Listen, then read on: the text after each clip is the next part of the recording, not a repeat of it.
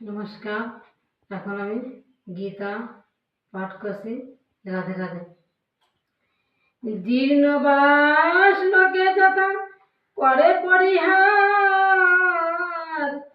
নতুন বসন লয়ে করে ব্যবহার, সেই রূপে জীর্ণ দেহ করি পরিহার, করে আত্মা নবদেহ ধারণ আবার।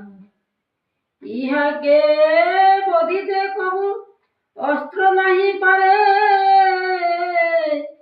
করিতে দহন বন্যি নাহি পারে তারে। ইহাকে করিতে সিক্ত নাহি পারে জন, না পারে উড়াতে তারে পবন প্রবল।